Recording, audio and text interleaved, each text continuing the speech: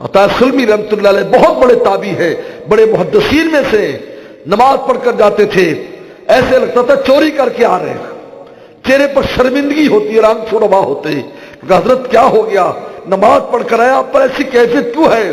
رونے لگتے کہ اپنی نماز کو دیکھتا ہوں، خدا کی شان کو دیکھتا ہوں، میں غیرت کی وجہ سے زمین میں گڑ جاتا ہوں کہ میرے جیسا ایسی نمازیں اور ایسا میرا مولا۔ آج ہمیں اپنے گناہوں پر بھی ندامت نہیں ہے، پہلے اپنی نیکیوں پر رویا کرتے تھے۔ عائشہ صدیقہ رضی اللہ تعالیٰ کا وفات کا وقت تھا، ہچکی بندی ہوئی تھی رو رو کر، جسم کپ کپا رہا تھا اور آنسو روا تھے۔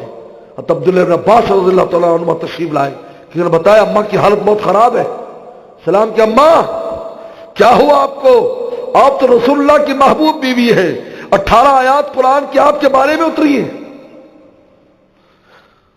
آپ کے حجرہ شریفہ میں تو رسول اللہ صلی اللہ علیہ وسلم مدفون ہوئے، یہ ان کی جگہ بنی جنت کا ٹکڑا ہے، بلکہ جنت سے بھی افضل ہے، آپ اتنے کیوں غم زدہ ہیں؟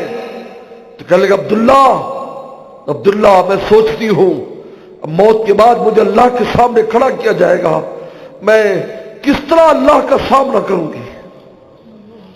سب کچھ جن نے مولا پر لٹا دیا، یہ احساس ہے میں کس طرح سامنا کروں گی؟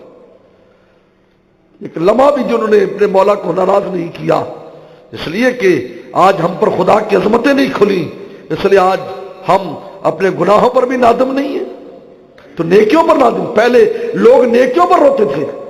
عبداللہ مبارک رحمت اللہ علیہ بہت بڑے محدث، امام بخاری کے دادا استاد، امام اعظم حنیفہ رحمہ اللہ کے شاگرد، وفات کا وقت ہے، کہنے لگے مجھے زمین پر لٹا دو۔ لوگوں نے کہا حضرت کیا کر رہے ہیں؟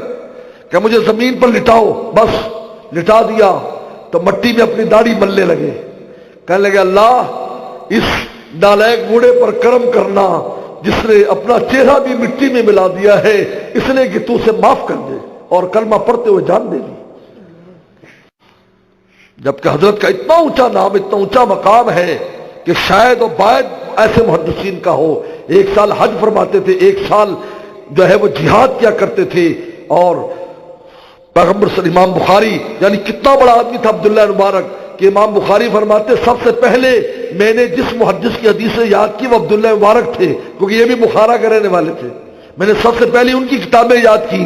اور کتنے فخر سے فرماتے ہیں، کتنے فخر سے کہ میرے والد اسماعیل نے، امام بخاری کہہ رہا ہے میرے والد اسماعیل نے عبداللہ مبارک سے مصافحہ کیا ہے، فخر سے فرمایا۔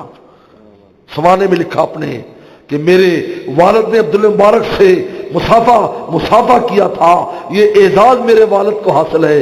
جس عبداللہ کا کتنا مقام ہوگا کہ امام بخاری فخر کرتا ہے کہ میرے والد نے مصافحہ کیا ہے، لیکن اس کا موت کو کیا حال تھا؟